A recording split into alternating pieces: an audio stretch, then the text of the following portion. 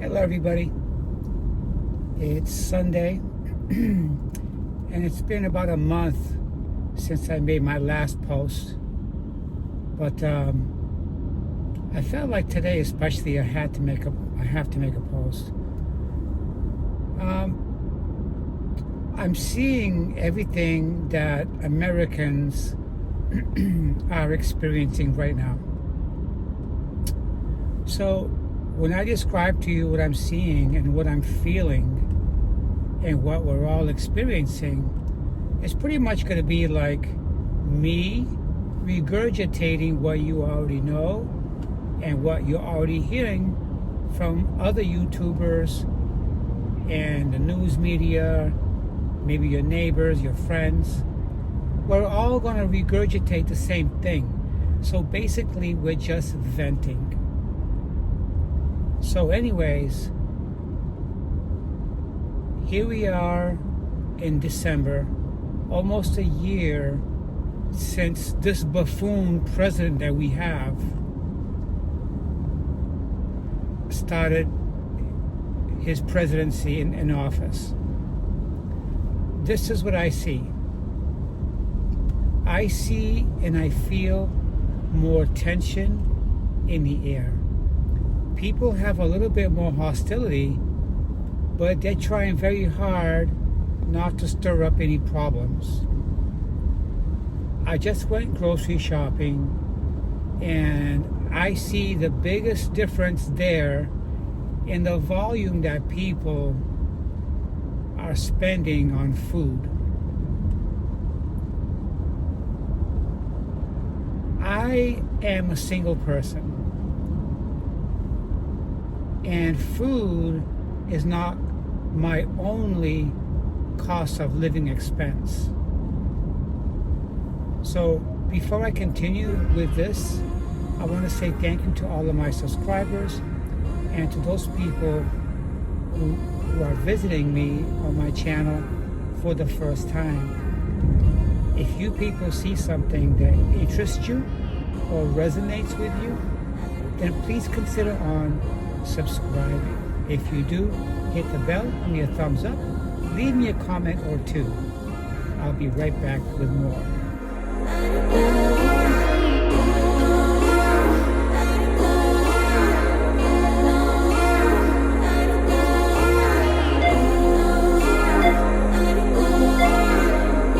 I'm not suggesting anything so complicated. So anyways, as I was saying, people's grocery carts are almost empty.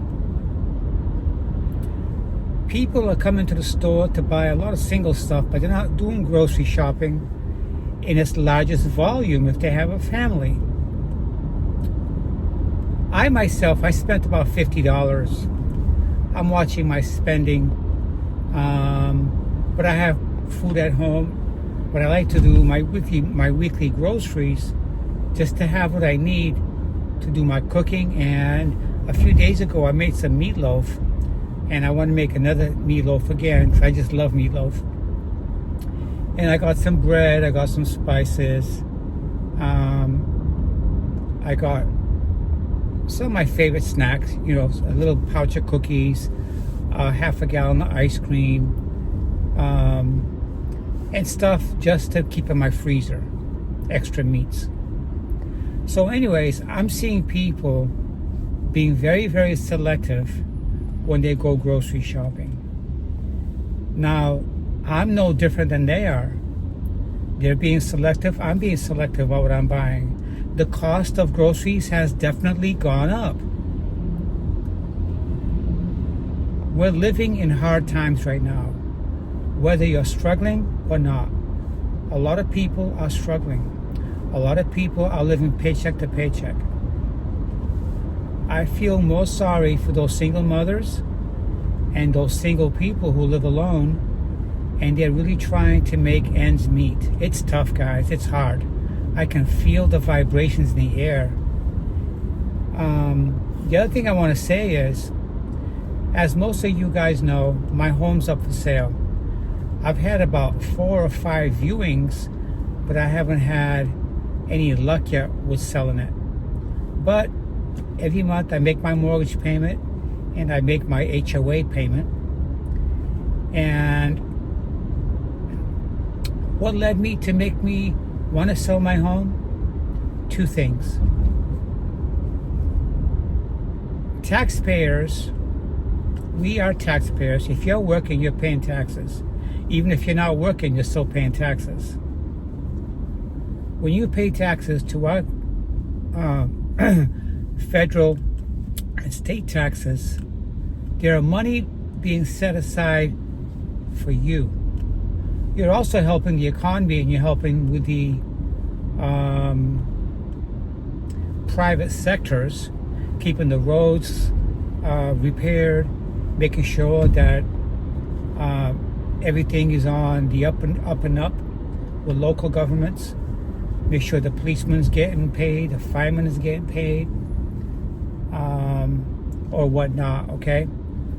And you're also contributing to your Social Security. We all know what's going on with that.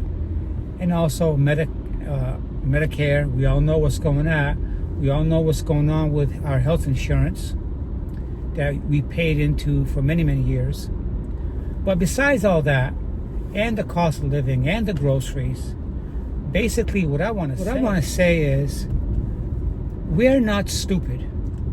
We're not blind. We can see how this maniac of a president we have is doing to our economy, has done to our government, firing all the government workers, trying to hijack our taxes that we're paying. The IRS don't have that much employees working anymore. The FAA is having problems. All our airlines are not flying normally. American Airlines filed bankruptcy. Why? We all know why.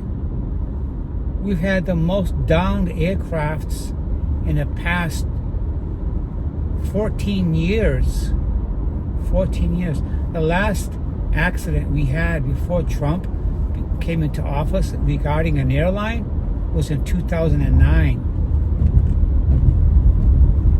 And not only that, this president is causing so much chaos right now. He's making it difficult to live our normal life that we have here. When we pay taxes, we expect to get back what we're paying into. Okay?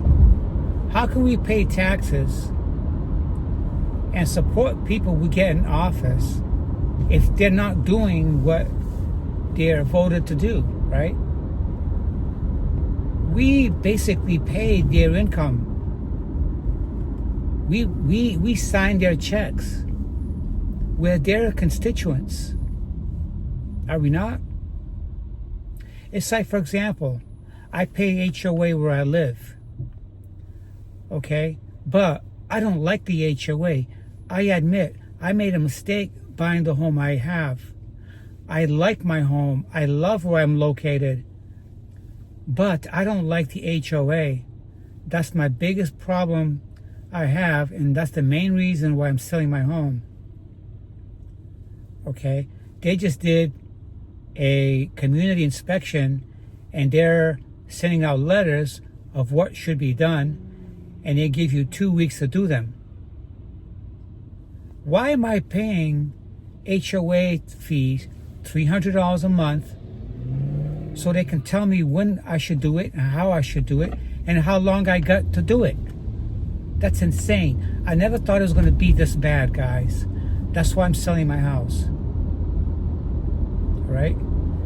The other thing is, I don't feel secure with this government, with this economy that they fucked up. Okay? Unemployment is at its highest. No new jobs are being created. Okay? If I told you only 50,000 jobs are created, That's shameful. We live in a country of 345 million people, and more people are coming in here. Okay? We are in serious problems. Unemployment has gone up because a lot of companies has closed its doors. They've laid off people. They've fired people. Businesses are finding it hard to make money and survive. Okay? This president is the worst. But why is he like this? In my opinion, because he's indebted to President Putin. Why? Because he was borrowing money from the Russian billionaires, the Russian oligarchs. He was involved in money laundering, where he set up the banking for them so they could keep their money in this country. He's involved in all that. Okay? And President Putin has the goods on him. Okay? Jeffrey Epstein. He used to be best friends with Donald Trump. But they had a fallout because the nature of Donald Trump. Don't get me wrong. Jeffrey Epstein is not a good person. He was a sex trafficker. He took advantage of young girls. Okay? And he recruited his girlfriend to get him all the girls, about 1,000 girls, since all this stuff broke out. And the reason he had a fallout with Donald Trump was because he believed in Donald Trump, that he was a good businessman, that he knew about real estate. He went to him to get advice about property that he wanted to buy in West Palm Beach, a mansion. When he showed Donald Trump this mansion, Donald Trump saw opportunities for himself.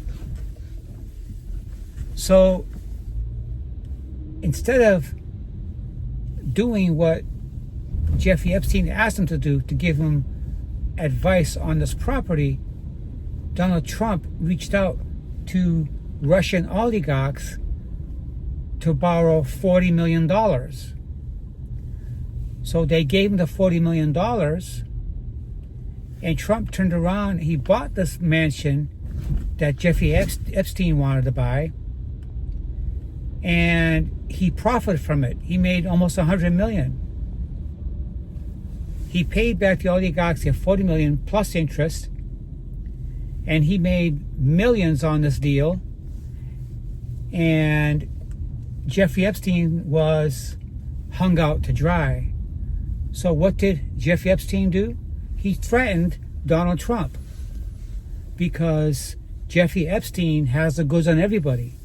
All the politicians that went to his island, all the billionaires that went to his island, including the Prince of the Prince of England, that dirty rat, that scumbag of a man, who went and had sex with Dufresne, the one that committed suicide in Australia. So Jeffrey Epstein had the goods on all these people, and he threatened Donald Trump that he's going to go ahead and spill the beans on him. But Donald Trump beat him to the punch and went to the police and told them that Jeffrey Epstein was trafficking young girls for sex and taking them to their island and taking them to their West Palm Beach home. And as we know, Jeffrey Epstein was also taking women from the Mar-a-Lago. In my opinion, and in many people's opinion, the Mar-a-Lago was a hub. It was a hub.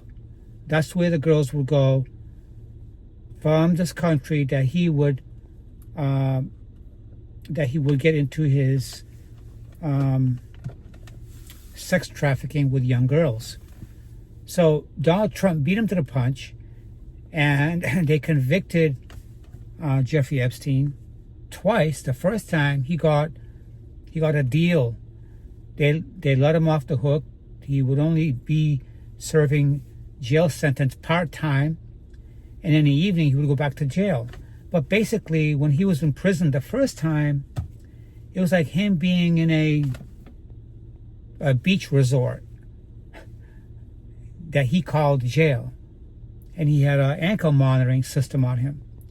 But because when he got out, but because of what Donald Trump did to him and him threatening Donald Trump got him a second time to go back to prison when he blew the whistle on him. And Donald Trump, of course, didn't feel secure with him being alive even in prison. So what does he do? He had him murdered. Trump, you follow Trump, you cross Trump, he builds up a resentment towards you, he gets bitter, and he holds a grudge, and he comes back after you. That's what he's doing to all these politicians that are against him, even his own people. He even threatened Marjorie Taylor Greene, and that's not where it's going to end. This country has a lot of problems. Donald Trump is a kiss-asser and a Russian asset. He's a Russian asset. We've always known this. He's been accused of this